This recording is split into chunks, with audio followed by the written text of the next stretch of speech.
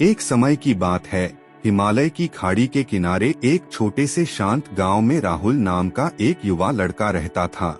राहुल अपने क्रोधी स्वभाव और चंचल मन के कारण गांव भर में प्रसिद्ध था। उसका मन हर समय विचारों से भरा रहता था। सोचो कि उसके विचारों के तूफान ने उसके मन को एकदम बेचैन कर दिया था। उसके जीवन से शांति मानो गायब हो गई थी और वह हमेशा अपने ही ख्यालों में खोया रहता था और तनावपूर्ण जीवन जी रहा था। उनके अशांत मन और क्रोध के कारण उनके अपने परिवार के सदस्यों और गांव वालों से भी संबंध अच्छे नहीं थे, जिससे वह और भी अधिक अकेला और अपमानित महसूस करने लगा। वह और भी अधिक मानसिक तनाव की स्थिति में चला जाता है। एक समय की बात है, राहुल अपने गांव की गलियों में घूम रहा था।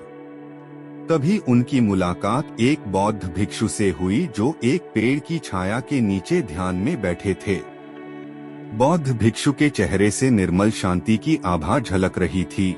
इस असीम शांति में राहुल बौद्ध भिक्षु की ओर आकर्षित हुआ। जब राहुल बौद्ध भिक्षु के करीब आया तो उसे अपने आसपास एक सकारात्मक ऊर्जा का एहसास हुआ।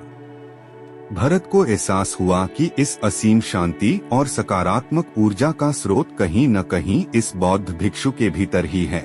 इसलिए वह वहीं बैठकर उसकी आंखें खुलने का इंतजार करने लगा।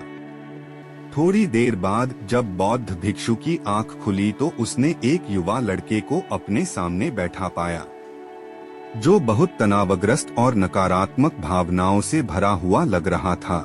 राहुल ने बौद्ध भिक्षु की ओर उदार भाव से देखा और बहुत विनम्रता से कहा, मालिक, मेरा मन बहुत अशांत है और मेरे मन के विचार मुझे खाए जा रहे हैं।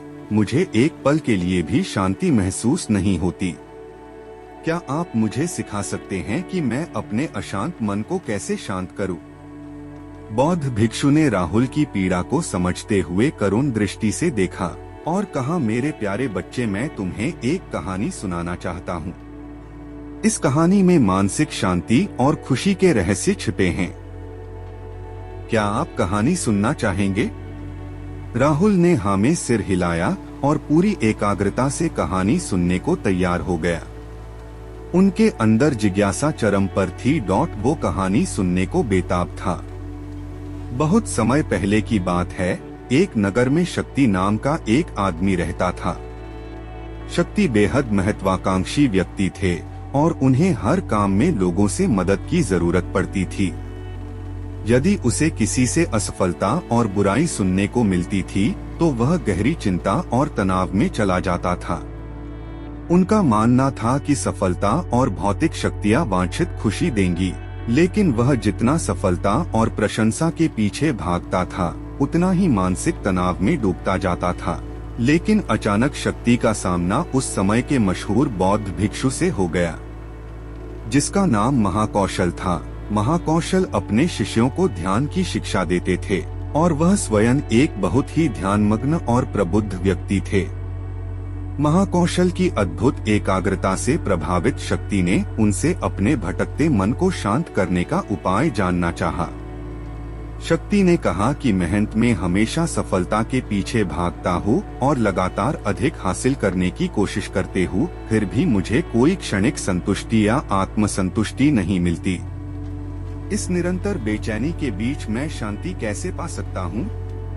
बौद्ध भिक्षु ने करुण दृष्टि से उसकी ओर देखा और उत्तर दिया, आपका मन एक अशांत नदी की तरह है जो हमेशा बहती रहती है। आप कभी भी शांत नहीं रह सकते। इसलिए इस अशांत मन को शांत करने के लिए आपको अपने विचारों को बिना किसी रुकावट के जाने देने की कला सीखनी होगी।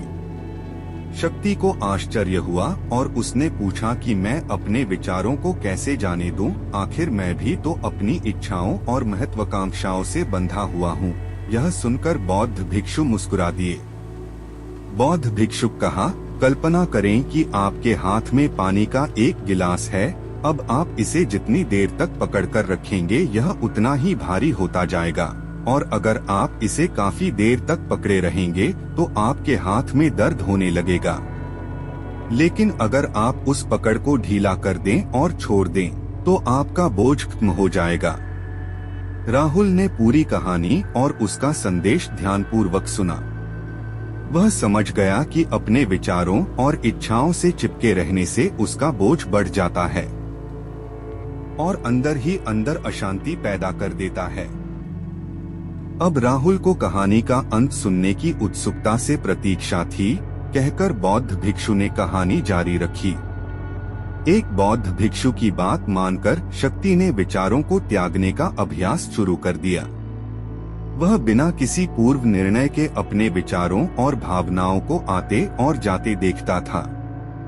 अब उसने विचारों को पकड़ना बंद कर दिया था। विचार उठते थे और अपने आप चले जाते थे। धीरे धीरे उसे यह एहसास होने लगा कि उसकी इच्छा और भावना ही सभी दुखों का कारण है। जैसे जैसे शक्ति ध्यान में गहरे उतरते गए, उन्होंने पाया कि वर्तमान में जीना ही आंतरिक शांति का एकमात्र स्रोत है।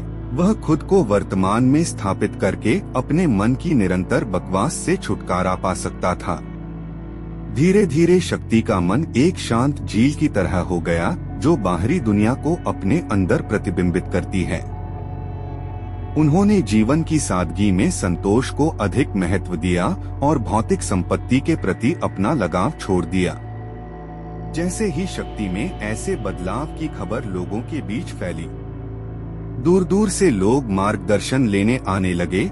लोगों को विचारों को मुक्त करने की कला सिखाना और उन्हें अपने भीतर शांति खोजने के लिए मार्गदर्शन करना, वह लोगों के बीच शांति और ज्ञान का प्रतीक बन गया। शक्ति और साधु की कहानी समाप्त कर महाकौशल बौद्ध भिक्षु कुछ देर के लिए चुप हो गए, ताकि इस कहानी का अर्थ राहुल के मन में अच्छी तरह बैठ जाए। राहुल ने बौद्ध भिक्षु की ओर देखा तो उनकी आंखों में अब एक नई समझ दिखाई दे रही थी। राहुल ने धीरे से कहा कि मुझे इस कहानी में ज्ञान दिखता है, लेकिन मैं इसे अपने जीवन में कैसे लागू करूं? मैं अपने अशांत मन को कैसे शांत कर सकता हूं? राहुल के इस सवाल पर बौद्ध भिक्षु गर्मजोशी से मुस्कुराते हैं और फिर कहा कि अशांत मन को शांत करने का अभ्यास आत्म जागरूकता से शुरू होता है।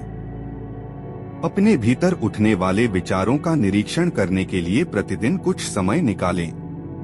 उन भावनाओं पर ध्यान दें जो आपके मन में आती हैं और देखें कि वे कैसे आती हैं और आकाश में गुजरते बादलों की तरह चले जाएं। राहुल ने आंखें बंद कर लीं और बौद्ध भिक्षु के कहे अनुसार अपने विचारों का अवलोकन करने लगे। जैसे ही उसने अपने भीतर उठने वाले विचारों पर ध्यान देना शुरू किया, उसे इसका एहसास हुआ। उसे अपने अंदर चिंता और इच्छाओं की एक निरंतर धारा बहती हुई महसूस हुई। सिर्फ एक एहसास ने ही उसे एक अद्भुत शांति का एहसास कराया। उन्हें यह भी एहसास हुआ कि यह सभी विचारों और भावनाओं से अलग है। बौद्ध भिक्षु ने आगे कहा कि जैसे शक्ति ने खुद को सभी मोहमाया से अलग कर लिया था, वैसे ही अपने मन को अशांतकारी विचारों और भावनाओं से मुक्त करने का अभ्यास विकसित करो। बिना किसी पूर्वाग्रह के विचार को वैसे ही स्वीकार करें जैसे वह आता है और फिर धीरे धीरे उन्हें जाने दें और अपना ध्यान वर्तमान क्षण पर केंद्रित करें। लेकिन राहुल ने टोकते हुए कहा कि अगर विचार और भावनाएं इतनी मजबूत हैं तो क्या होगा? बौद्ध भिक्षु ने कहा यह बना रहता है और मन को छोड़ने से इनकार करता है। बौद्ध भिक्षु ने राहुल की बात से सहमति जताते हुए सिर हिलाया और कहा ऐसे कई मौके आएंगे जब आपके मन में सवालों का बवंडर चल रहा होगा। जब आपका दिमाग आपकी बात ही नहीं सुनेगा तो ऐसे में आपको अपनी सांसों की ताकत पर विश्वास करना होगा। एक बार फिर भिक्षु ने राहुल से कहा अपनी आंखें बंद करो और अपनी सांसों पर ध्यान केंद्रित करने के लिए अपने पेट को ऊपर उठता हुआ और मथता हुआ महसूस करें। बौद्ध भिक्षु ने बताया कि जब भी आपका मन अशांत हो तो तुरंत अपनी सांसों पर लौट आएं। सांस की वाद्य गति आपको तुरंत वर्तमान के चरणों में वापस खींच लेगी और आपको शांति का अनुभव कराएंगी। एक बौद्ध भिक्षु के निर्देशानुसार आने और जाने वाली सांसों पर ध्यान केंद्रित करने का प्रयास करें। इस छोटे से व्यायाम से उन्हें मानसिक शांति का अनुभव हुआ। उसे याद आया कि उसकी सांसें हमेशा उसके साथ थी, जो उसे वर्तमान क्षण की याद दिलाती थी, आराम और शांति लाती है। राहुल के इस विकास को देखकर बौद्ध भिक्षु मंद मंद मुस्कुराए और बोले, मेरे प्रिय, बेचैन मन को शांत करना एक ऐसा अभ्यास है जिसमें बहुत प्रयास और दृढ़ इच्छा शक्ति की आवश्यकता होती है, क्योंकि लगातार व्यायाम से मांसपेशियां मजबूत होती हैं, उसी तरह नियमित अभ्यास से मन भी शांत होता है। स्वीकृति में सिर हिलाते हुए इस बौद्ध भिक्षु को धन्यवाद देते हुए उन्होंने वादा किया कि आज से वह अपने अशांत मन को शांत कर सकेंगे और अपनी गैर शक्तियों को मुक्त कर सकेंगे। बौद्ध भिक्षु ने राहुल के कंधे पर हाथ रखकर कहा, मुझे आपकी क्षमता पर बहुत भरोसा है और आपको जल्द ही आंतरिक शांति मिलेगी, लेकिन याद रखें कि यह आसान नहीं होगा। लेकिन अगर आप दृढ़ इच्छा शक्ति और खुले दिल से प्रयास करेंगे तो आप निश्चित रूप से वह शांति पा लेंगे जो आपके अंदर है।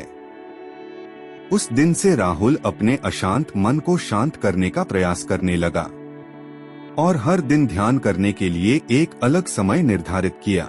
उसने अपने मन में उठने वाले विचारों को बिना किसी रोक टोक के जाने दिया और अपनी सांसों के जरिए खुद को वर्तमान में बनाए रखने की कोशिश की। समय के साथ अभ्यास करते हुए राहुल को अपने अंदर शांति का अनुभव हुआ। जैसे जैसे समय बीतता गया, राहुल को ज्ञान और शांति का स्रोत कहा जाने लगा। जैसे जैसे समय बीतता गया, भरत को ज्ञान और शांति का स्रोत कहा जाने लगा। ग्रामीण अपने अशांत मन को शांत करने के लिए राहुल के पास आने लगे।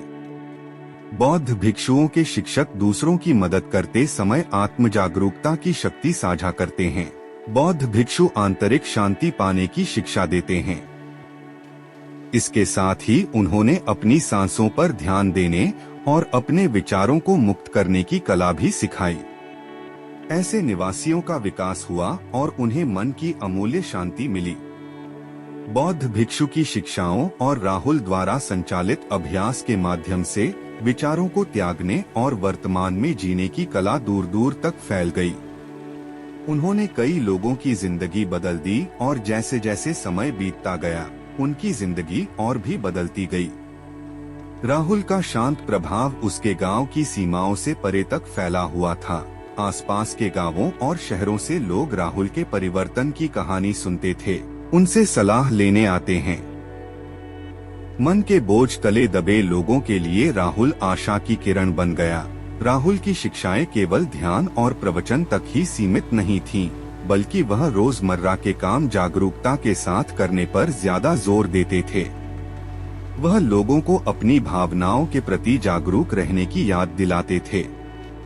इस बात पर ध्यान दें कि आप दिन भर में क्या करते हैं और अपने आसपास होने वाली घटनाओं पर आप कैसे प्रतिक्रिया करते हैं।